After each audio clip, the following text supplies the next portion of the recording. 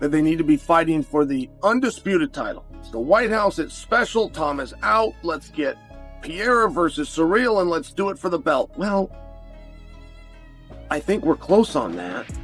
I just think it's the interim belt. And there was some discussion going around that Tom had been asked to vacate the title.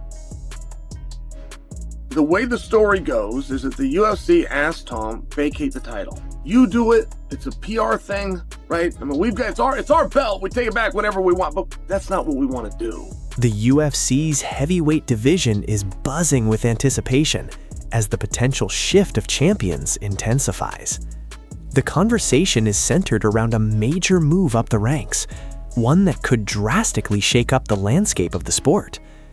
Dana White's vision for a massive White House supercard is growing more exciting by the day, and the name at the center of it all is Tom Aspinall. His strategy? A refusal to give up his interim title. And it's not just about the belt. This is about asserting his dominance, staking his claim as the next big thing in UFC history. No problem. Release me. I'll vacate if you release me. I like your idea. I hear everything you're saying. We're going to have a discussion about re-signing and coming back in and getting my belt, but it'll keep my options open. If you want me to do this, here's what I want. Now, first off, that doesn't seem like something Tom would say, but this is the way the story goes. And if Tom did say that, respect, because he's standing up for himself. And Tom has the right to stand up for himself because people do have a very short-term memory on how Tom got to where Tom got. I think they forget that he tore his knee against Curtis Blades, has to fall down and... Aspinall's decision to hold on to the interim championship isn't about holding on to a piece of gold. It's about the power dynamics within the UFC and a deeper tactical move that could either solidify his position at the top or expose a vulnerable spot in his career. The stakes couldn't be higher. For Aspinall, giving up the interim belt is more than just relinquishing a title. It's an opportunity to prove his worth and redefine his legacy. And with Alex Pereira eyeing a move to heavyweight, it becomes clear that this battle isn't just a title fight, it's a pivotal moment that could change everything. Never even got outside the first. Got his confidence back, got his momentum back, started to build some steam. I mean, all the stuff he did, he's on a trajectory, he agrees to John Jones, he doesn't hold anybody up for money, he doesn't hold anybody up for time. I mean, he's doing anything that he can do. And frankly, he did everything right. He was a massive team player. He was a massive star. I think you might forget how he captured the interim title in the first place. I think that you might forget about the fight against Sergey Pavlich, where Tom was in England. They put this thing together so fast that Tom's wife couldn't even come and join him. And this is a moment, Madison Square Garden, this is a moment for the family, for the sacrifice of the family. Pereira, the former light heavyweight champion, has been on a relentless journey to secure his place at the top. His move up to heavyweight, particularly targeting the prestigious White House supercard, is more than just a career move, it's a gamble. While Pereira has everything to gain, he's also risking everything he's built in the light heavyweight division. Aspinall's defiance in holding on to his interim belt adds a layer of intensity to the situation. Pereira's decision to move up is not only about weight, it's about his legacy, and it's far from an easy choice. Interesting thing. Now, I know that Tom wants to box, and that's where you can overplay your hand. There is no boxing out there for Tom. There's no boxing out there for any of them. And boxing also is not what they think. It is not just this huge payday, and it's none of these things that they think that it is. And you do have those outlier stories. You do have a McGregor versus Mayweather, but McGregor versus Mayweather didn't happen because McGregor stood up to the UFC. McGregor versus Mayweather happened and was a success because the greatest carnival barker of all time. As Aspinall's pressure mounts, Pereira's team is fully aware of the risks involved. The brutal weight cuts to 205 pounds have already taken a toll on Pereira's body. Moving up to heavyweight is more than just a shift in weight class.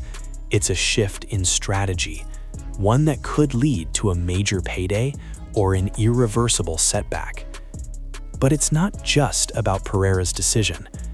Aspinall's growing momentum is forcing him into a position where he must act, and quickly. This isn't just about fighting for a title.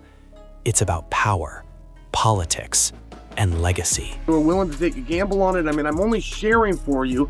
They're now partners with the UFC. That opportunity's not there. And I don't want to rain on Tom at all. I'm just sharing, if you can box and you can do MMA, it's the same commissions, it's the same process, just by example. And the opportunity would be in MMA. There is no world title opportunity in boxing. There's also no big paycheck in boxing. This is fiction. But Tom would have those options open, and if that's important to him.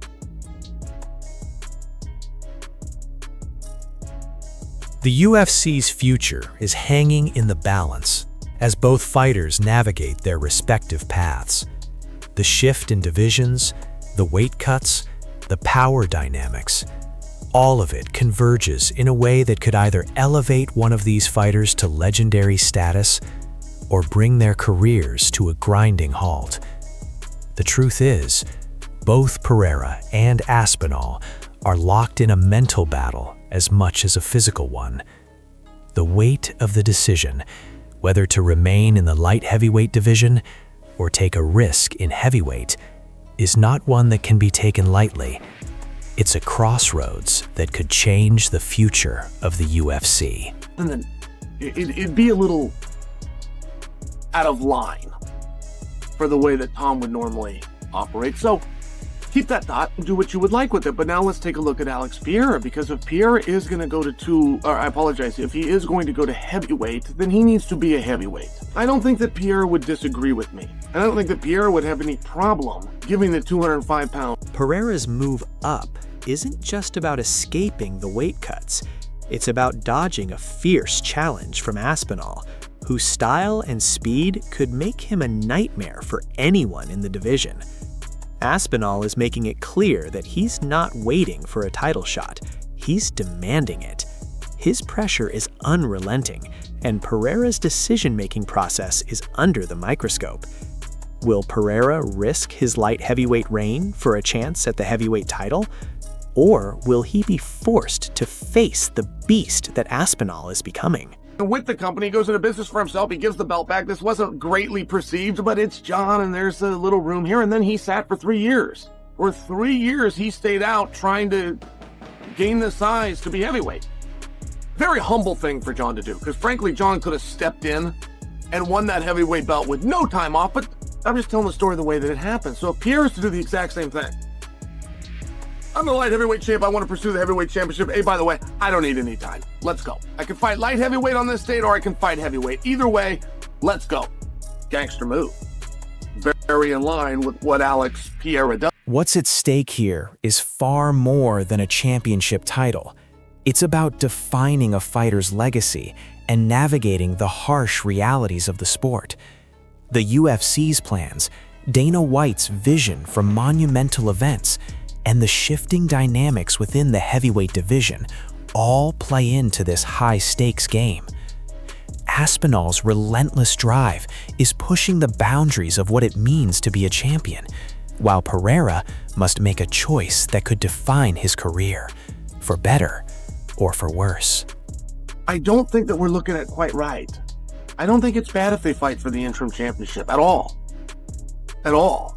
I think that's great. I do think if Pereira and Cyril fight, there's got to be a belt. It needs to be scheduled for a potential 5-round. Pereira is the champion of the world. If the champion of the world fights, a championship of the world's got to be on the line. That can be the interim. But as opposed to the idea that, hey, it's got to be Tom's belt. Nothing personal, Tom. We got to move on, and it's got to be for the undisputed championship. No, I don't agree with that. But I would agree that of that scenario, the one that does have to be stripped or to vacate the belt would be Pereira. And I don't think that Pereira would disagree. This is more than a fight. It's a strategic maneuvering of legacy, power, and mental fortitude. The UFC is shifting, and these two fighters are at the center of it all. The question remains, who will emerge victorious, and what will their victory mean for the future of the UFC?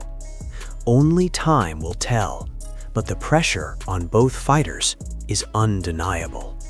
The world is watching, and every move will count. Care in the least.